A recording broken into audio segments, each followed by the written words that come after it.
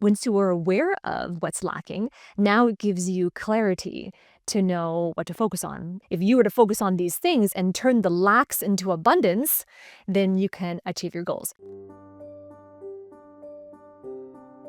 Have you ever wondered why there are some people that are just super achievers? Any goal that they set, they seem to achieve, while other people set goals, and no matter how well they try to set goals, they just never seem to achieve them. Today, I want to talk about what is holding people back from achieving goals. So I'm going to call them 8 lacks. Now, this is not something to do with being more educated. It has nothing to do with working harder. It has nothing to do with working overtime or having more technical expertise. Once you are aware of what's lacking, now it gives you clarity to know what to focus on. The first lack that is a silent killer of progression and achieving goals is the lack of a defined purpose. Now, there's so much information out there of what purpose is. What is purpose? How do you find purpose? How do you know that that's truly your purpose, right? And how do you discover it? There's so much conversation out there, but there's not a lot of understanding around purpose. I'm going to offer you a definition of purpose that will apply to you regardless of where you come from, regardless of where you want to go, and regardless of your journey so far. So here it is. A defined purpose. Purpose is the use of your unique creative abilities in order to serve a specific group of people who stand to benefit from your service. And as a result of that, you make a contribution that makes the world a better place and changes the lives of those you serve. In the corporate environment, it's very common to say, well, I want to join this company because I can see how they serve people, or I can see how this company serves the industry and the contribution they're making. And then you join the company, and as you're a part of the company, you're fulfilling on your role. And it just seems like, well, if I no longer I'm aligned with the values of the company, or I no longer see how the company helps make the world a better place, then I'm leaving. So this conversation, this thought process is very common in the corporate landscape. What I'm saying is that when you're coming into a company, or you're already been in an industry and maybe you're moving into a new company, it is so important for you to see your purpose. Aside from the company and the contributions the company is making, do you know the service you're providing? Do you know who you're serving?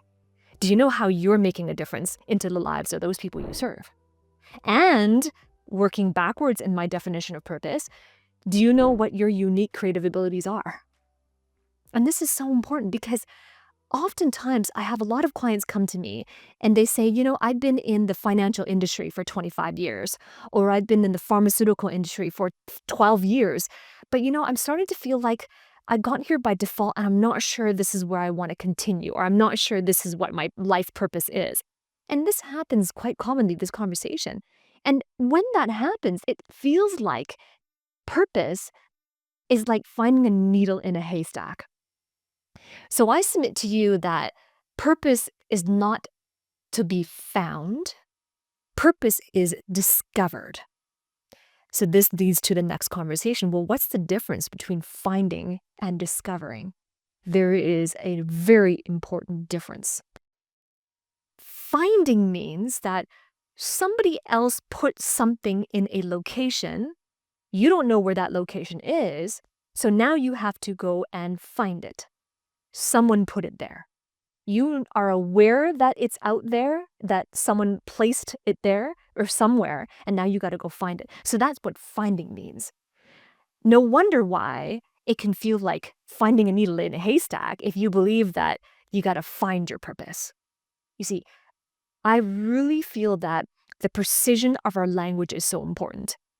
Language creates outcomes. Language creates understanding. And language is your creativity.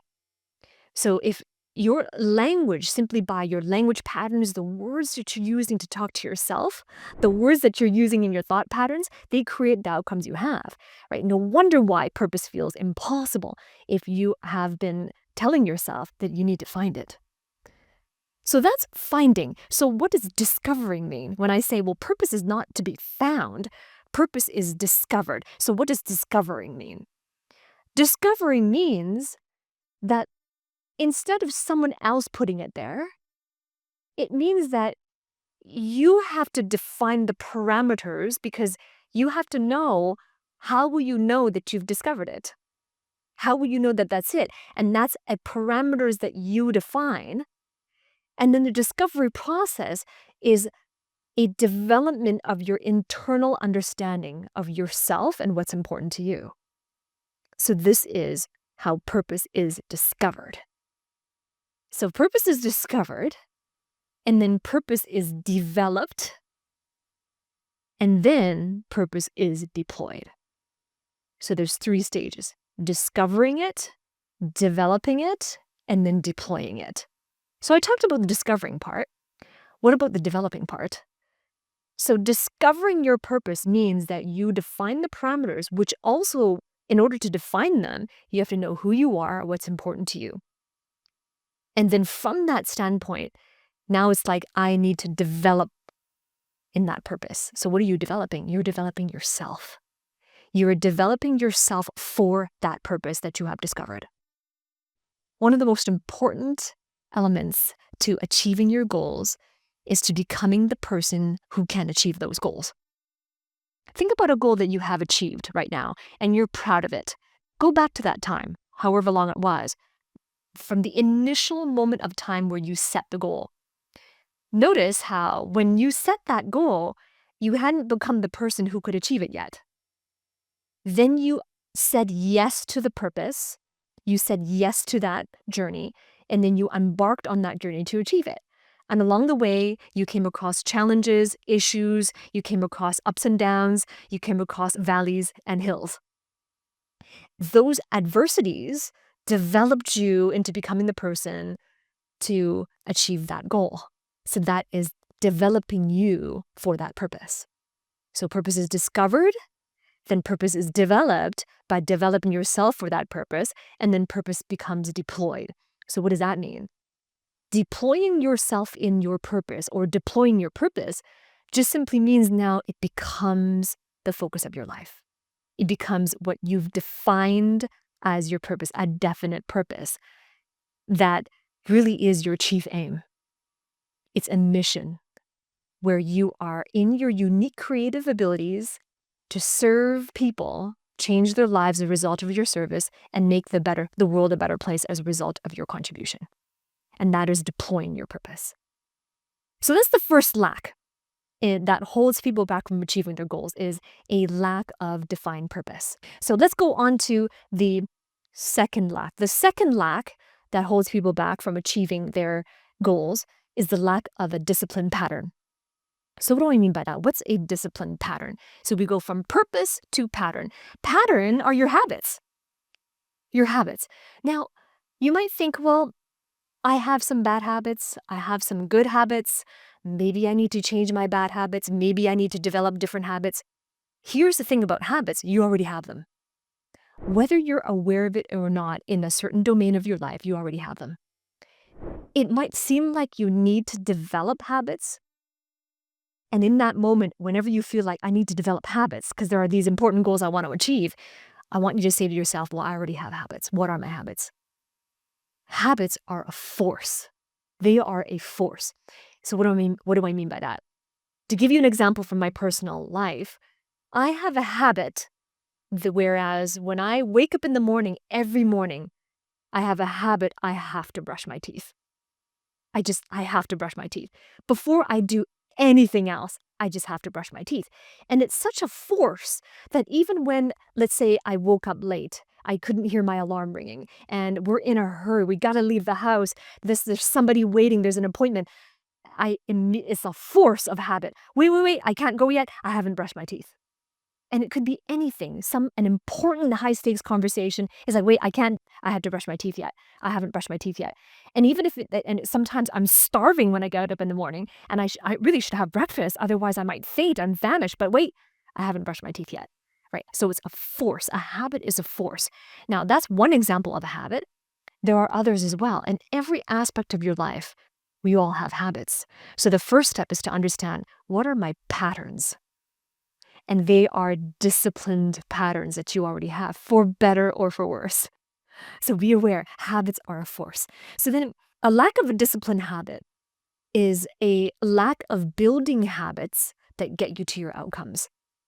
So once you have discovered your purpose, developed yourself in your purpose, deployed your purpose, now to be consistent at deploying your purpose, we need to develop a discipline pattern.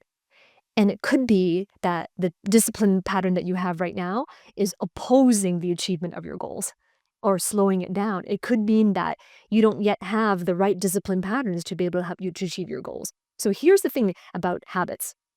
The characteristics of a habit is that, number one, it's observable. So a pattern is observable. For example, you can see that I have a pattern on my shirt. My shirt has a pattern. It's a floral pattern. It's white and blue. So patterns are observable. If I were to live a day with you in your home, I came to visit you and we spent a week together and I was watching you and we were spending that time and I was shadowing you, I would be able to observe all of your habits. So that's the first characteristic of a habit, is that it is observable. The second characteristic of a habit is that it is repetitive.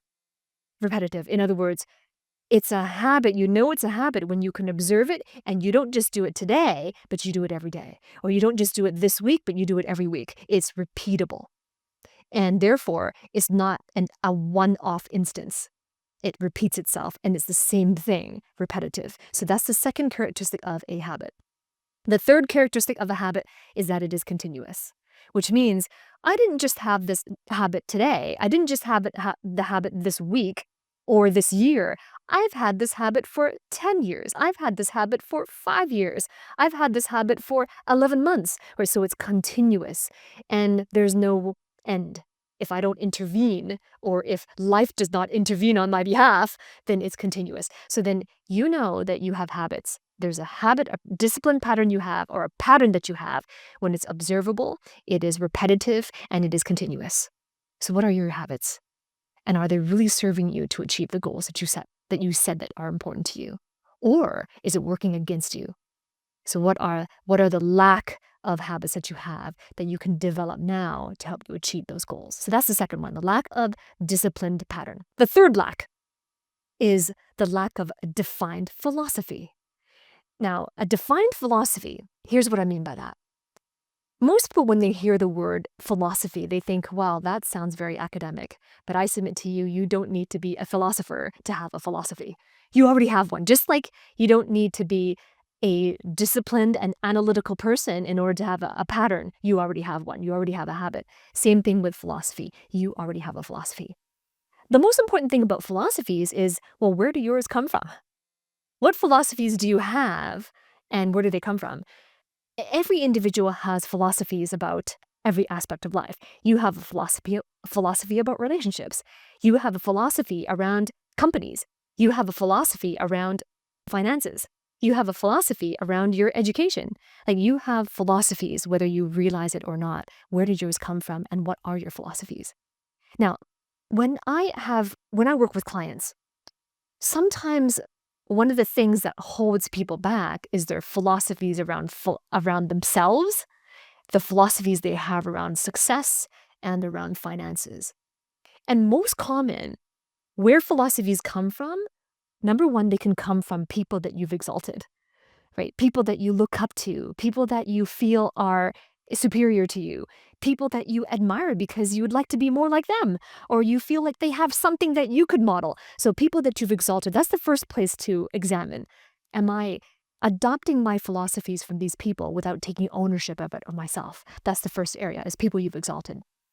The second place where philosophies come from is proclaimed expressions. So what do I mean by that? I mean, social media is everywhere, and companies are utilizing social medias to proclaim expressions about things.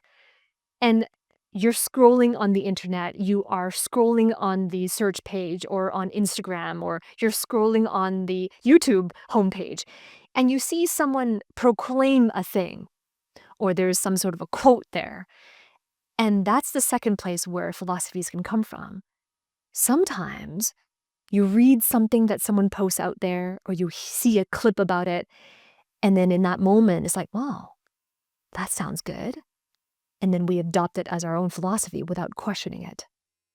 without really turning our eyes inward and saying, wait a minute, am I authentic? Is that really authentic to me? Is that a philosophy that is really meaningful and that will help me achieve the goals I want to achieve? So that's the second place to look. People we've exalted, proclaimed expressions. And the third place where philosophies often come from is purposeful execution. And this is my favorite place to create philosophies. My favorite place to be able to adopt philosophies is from purposeful execution, which means that I know my purpose. I'm constantly developing myself for my purpose, and I've deployed my purpose out into the world. And as a result of that deployment, there are certain strategies that I'm executing. There are certain pieces of expertise and my knowledge over the years that I'm executing. And that execution is purposeful because it's aligned with my purpose that I have discovered. And as I'm executing on my purpose, which is purposeful execution, it will help me to define and redefine and optimize my philosophies. So that's my favorite place where philosophies can really be defined. The late Jim Rohn, he said that your income is primarily determined by your philosophy, not the economy. So here's what I say. What I say is that your philosophy is really the architect of your achievements because it shapes what you pursue, it shapes how you pursue it, and it shapes who you become in the process. So that's what I say. So that's the third lack that's holding you back from achieving your goals. You have, number one, a lack of a defined purpose. Second one, a lack of a discipline pattern. The third one is a lack of a defined philosophy. And the fourth lack is the lack of discerning presence. Now, I threw a word out there, presence. You might be asking yourself, well, are you referring to executive presence? Yes, I am. Executive presence is under the umbrella of discerning presence, but executive presence is just a part of the discerning presence. Because executive presence refers to when you're in your company and you're in front of stakeholders, you're in front of your managers, higher up leaders, your direct reports as well. How do you show up, right? That's a summary of executive presence. Discerning presence is a larger umbrella that envelops executive presence. So let me define, first of all, what presence is, and it'll help you to understand this concept a little bit better. Presence is the state of being in a now where you can see and experience the world around you as it really is, without biases, without blindness, perceptions, or presumptions. That's presence. The key word here is discernment, which means to be able to discern between what's objective versus what's subjective. Because I don't know you. I haven't met you before. We haven't had a face-to-face conversation before. But I'm guessing that you've had an experience in your life where you really thought that what you were seeing was the objective truth. And then later on, you discovered that it was just your bias, a presumption, a perception, a blindness, or a bias. I'm guessing that you've been alive long enough to have that experience. And you've also been alive long enough to be on the receiving end of it, where someone else had a bias, a blindness, a perception, and a presumption about you, or your intention, or your actions. And you had an experience about that. So then, when you reflect upon these experiences in yourself and in someone else, and you being on the receiving end of it, you can really appreciate the importance of discernment. And that's exactly what a discerning presence means. That you have a state of being in a now, where you see and experience the world around you as it really is, as it objectively is, without biases, blindness, perceptions, and presumptions. That's presence. But you can also see how, in order to have a strong executive presence, you also need to have discerning presence. Allowing yourself to be in a now where you can really see the world around you as it is. Because how many of you agree that, go back to those examples that I asked you to reflect on earlier, when you were in a situation where you really believed that what you saw was the truth, or you really believed that what you perceived was the truth, and later on to discover that it wasn't. You're going to notice that in those moments where you had those biases, the blindnesses, the perceptions, and the presumptions, in those moments, you will have experienced some sort of emotional volatility. There are fears, anxieties, worries, concerns, insecurities, feeling unsafe, feeling uncertainty.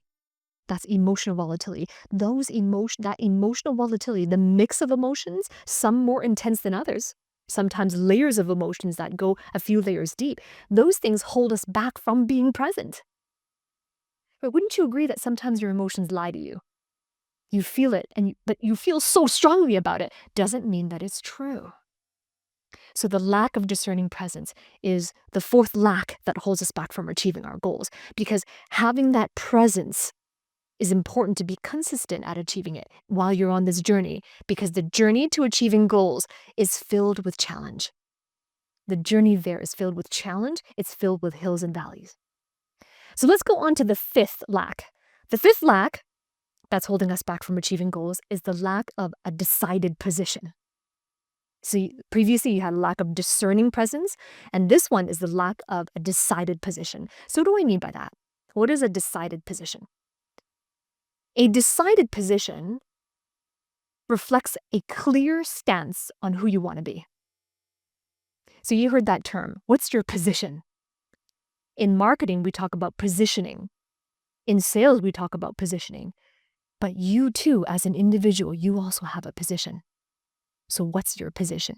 You decide on what your position is. What's your clear stance of who you want to be? And how does that clear stance of who you want to be, how does that apply? How does that apply in every sliver of time?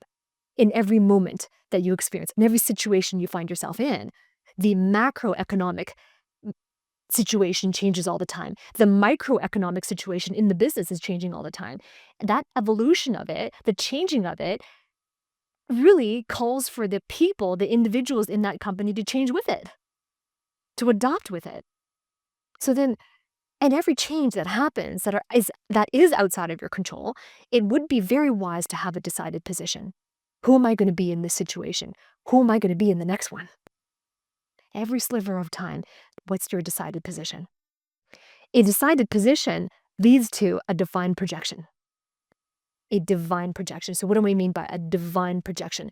A divine projection is a transcendence with full awareness of the future self that you become. You can think of it as potential. Now, potential is just that, it's potential. And potential can be realized, and sometimes it could be unrealized. So if you have a decided position, a clear stance on who you want to become in every sliver of time, it leads to a divine projection of what your potential may be. But just by having a decided position in every moment of time will help you to develop your potential, increase your potential, and that can become realized in the next step that I'm going to talk about. So you go from a discerning presence to a decided position, and the third, and now we're on the sixth one now. The sixth lack that's holding us back from achieving our goals is the lack of a dedicated path. So that's what I meant earlier when I said you have a decided position that helps you increase your potential, and now you realize the potential in your dedicated path. So what is a dedicated path? A dedicated path is the path that you pattern to get to your outcomes for growth. Some people refer to it as an action plan. Some people refer to it as the strategy. It doesn't matter what you call it. It's a dedicated path. And a dedicated path is one of the principles, the key principles that I teach in my mentorship program, because most clients that come to work with me and receive my mentorship, they have the education, they have the skills, and they tell me, I have level 10 skills, but I think I'm in a level 1 opportunity. Or they say, I have level 10 skills, but I think I'm in a level 8 opportunity. My opportunity is not meeting the skills that I know that I can implement to make a difference. They know this, but they don't have a dedicated path, a plan on how am I going to actualize my potential. Think about it this way. The growth you want to achieve, now I'm assuming you're clear on your goals, on your growth goals. I'm assuming that because this video is not about how do you achieve clarity on your growth goals. This video is about the 9 lacks that prevent you from achieving your growth goals. So I'm assuming now that you're clear on your growth goals. Growth is based on principles. You want to achieve growth, however you define it, and I'm assuming you have that defined, is based on principles. Principles work for you. If you work with principles, they will work for you. Principles don't care who you are. They don't care about your educational background. They don't care about your socioeconomic status. They don't care about what language you speak or what country you grew up in. Principles don't care. Principles are the truths that govern the laws of the universe. So do you know what the principles of growth are? And can you utilize those principles to pattern your path? And here's another thing I want to say about a dedicated path. A lot of people that I talk to who aren't quite sure whether or not mentorship is what they need or coaching is what they need, but they know they need help, but they just aren't sure. Is it coaching? Is it mentoring? Right? Is it this course? Is it that course? People talk to me about this all the time, and my team members field these questions as well. And one of the things that holds them back from really making a decision on having a dedicated path is that they feel like they need to know exactly what the future is going to look like before they take the first step. Here's the problem with that. If you're somebody who says to yourself, well, I'm going to invest in myself. I know I need coaching. I know I need mentorship, and I'm going to invest in myself, but I don't want to invest in myself until I can see what all the steps are going to be. If it's steps 0 to 10, I want to know what all the 10 steps are going to look like. If it's 0 to 100, I want to know what all the steps 0 to 100 are going to look like before I say yes, before I invest in myself. So here's the problem with that. You can't know the future before you take the first step. But think about it. Reflect on your life. Some of you who are listening to this, you have moved to a whole new country and started your career there. Some of you moved to a whole new city, a whole new state to pursue college education and then built a life there. Some of you have switched industries, switched fields of study. Some of you have started families and had your first child and never had children before. So there's evidence in your life where you have taken the first step without knowing all the steps in the future, and you achieve it. Success. And here's where this is important. Take ownership of the result before you know the path. Because life doesn't work that way. You can't know everything about the path before you take the first step. If you're waiting to know everything about the path, you might be waiting a long time. And time is the most important asset, not to waste. If it's about the investment, if it's about the money, you can always make back the money, but you can't make back the time you've lost.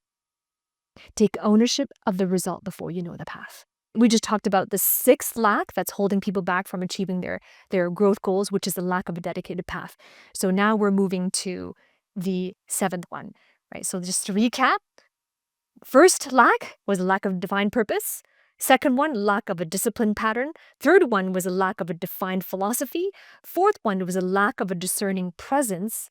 The 5th one is a lack of a decided position. 6 is lack of a dedicated path. And now the 7th one is lack of dependable perseverance.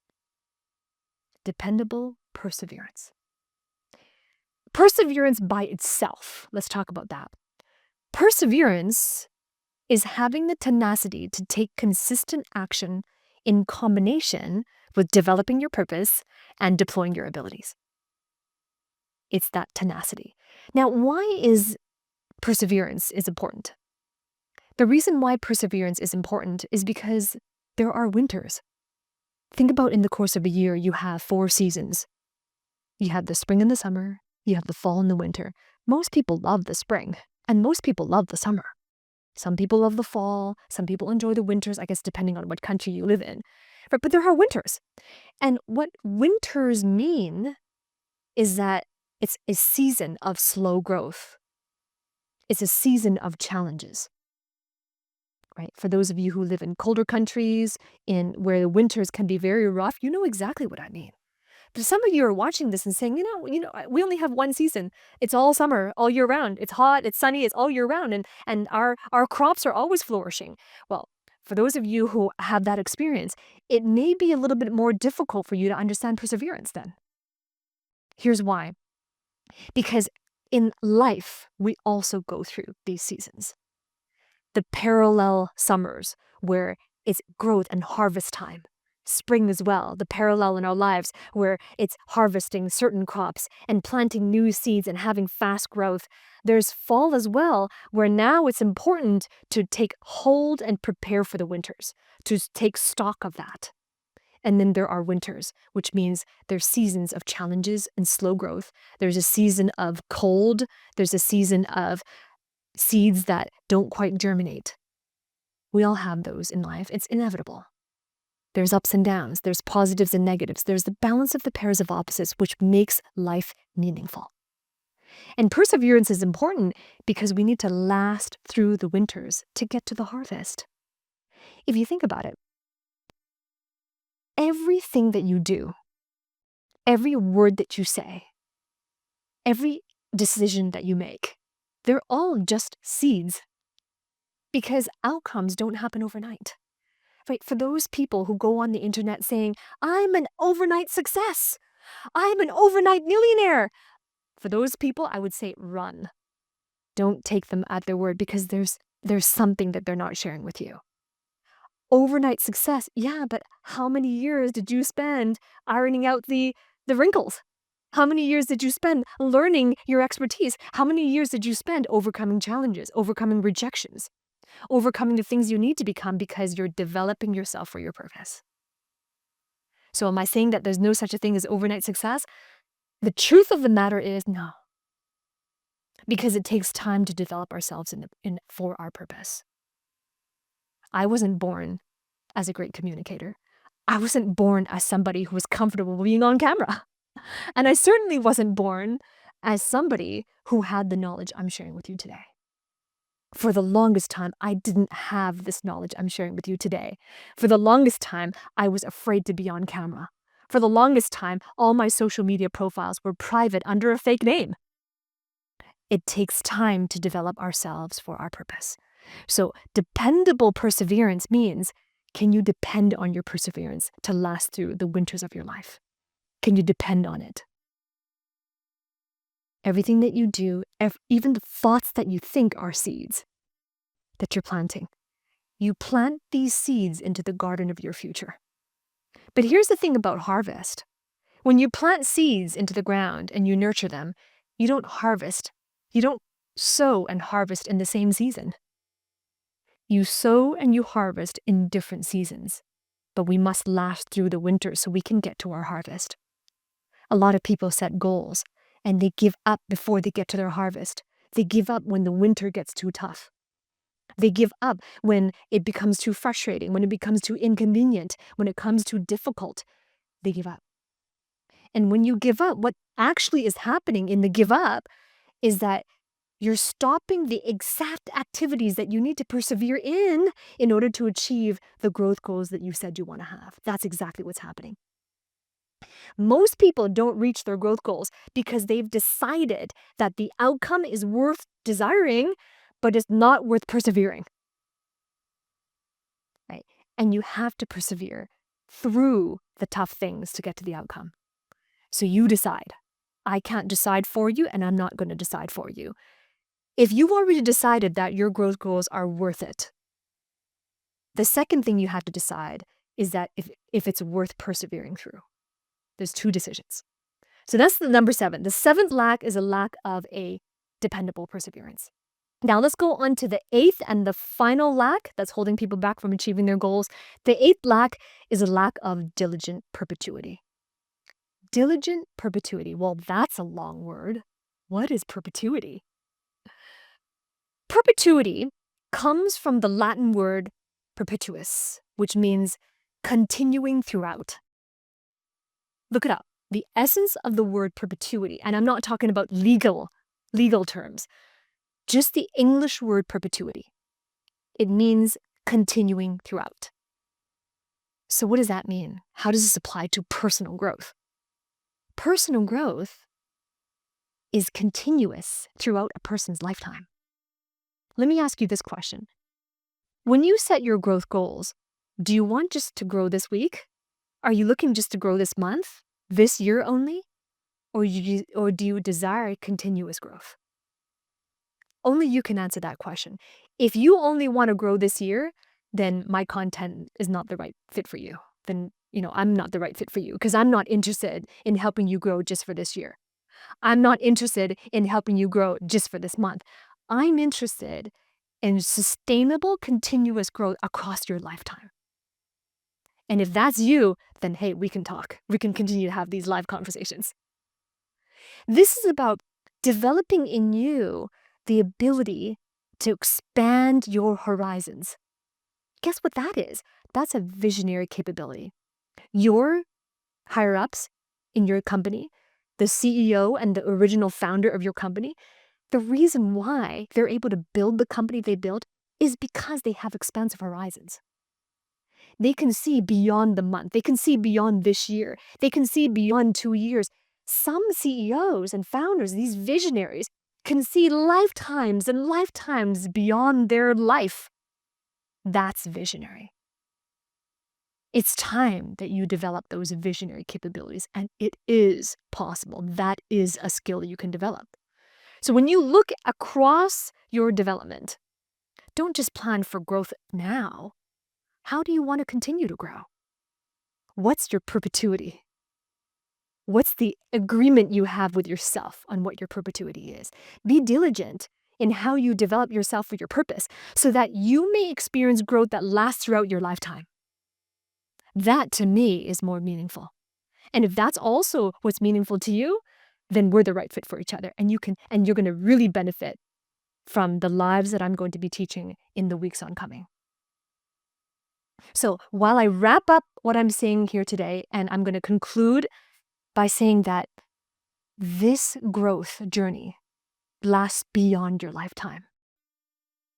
You might be thinking, well, I have these goals, and some of my goals are 1-year goals, maybe some of them are 3 to 5-year goals. But it is also important for you to see the perpetuity in these decisions you're making. What is the ripple effect of your growth? When you achieve your personal growth goals, who does it affect outside of you?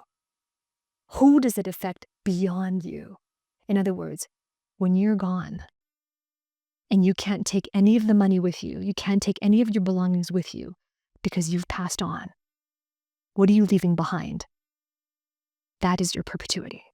It lasts beyond your lifetime. What questions do you have as well? Comment those below. And I look forward to seeing you next week